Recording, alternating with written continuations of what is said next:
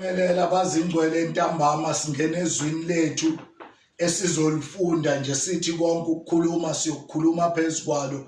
Izwi lethu siyolithola ngokuloba kukaMateyu 28 number 4 ivesi sizoqala khona.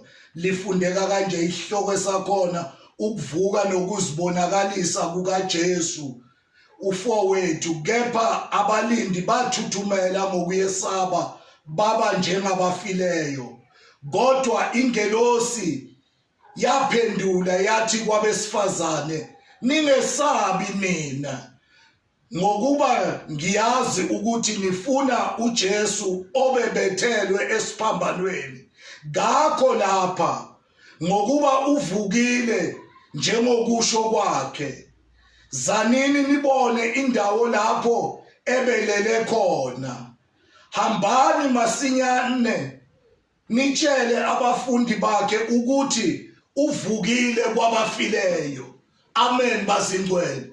Izwi lenkosi lisifundisa lana ukuthi mawuza nayo ngemumva abesifazane bagijima ngosuku lwesithathu beyethuneni uMartha noMagdalena benoma bayobheka ukuthi uJesu ngabunjani. Babafika ethuneni lithi iBhayibheli bathe mabafika kwakunengelosi eyayime lapho, abalindi bethuna abagadi ithuna beyitshela ukuthi uJesu angeke avuke.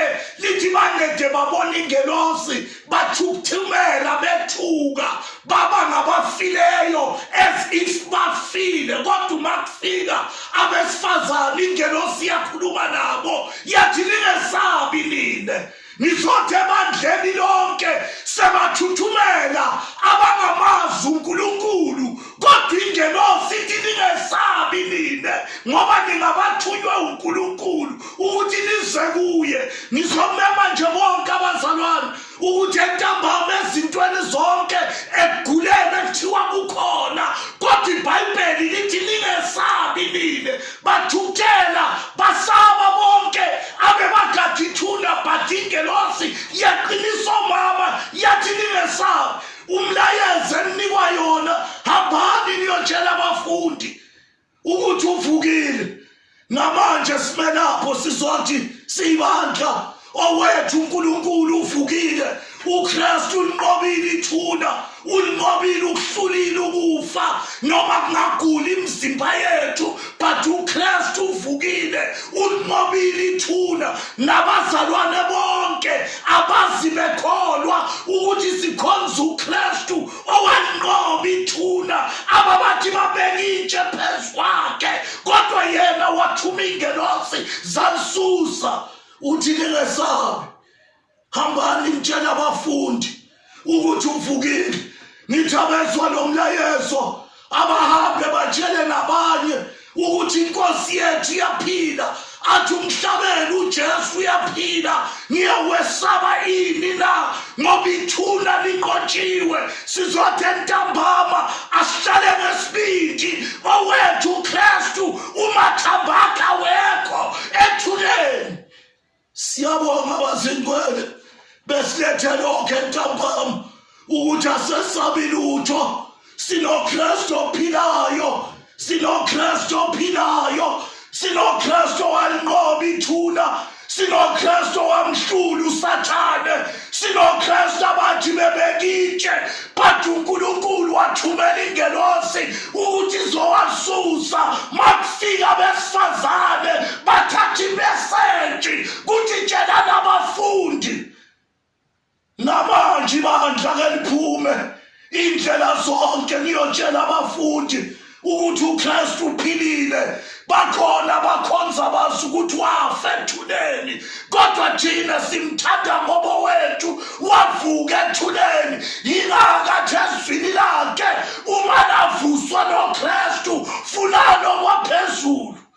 Ake sibheke phezulu sithi ithuna linqotshiwe. Senza ukhuleke entambama.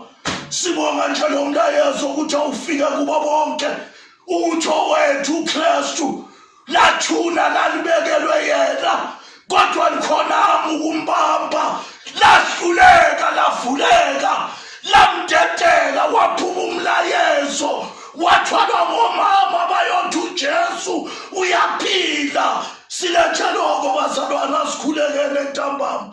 Babona umusa uNkulunkulu wawuthula. Wehlukile Jehova, ufani nabanye. Nkulunkulu wethu wena uNkulunkulu ophilayo.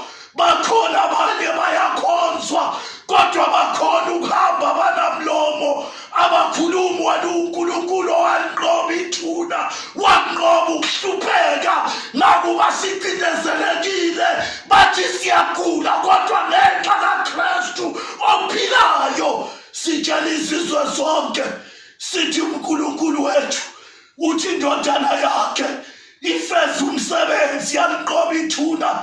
Ithuna selinqotshiwe, siza kuwe nasentambama.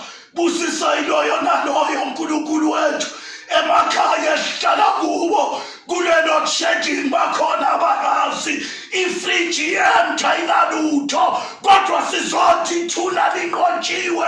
Abanye bafaka isigubhu samanzi efrijini, kodwa sizothi ithuna linqotshiwe. Abanye abanakudla today, sizothi ithuna linqotshiwe. Haleluya.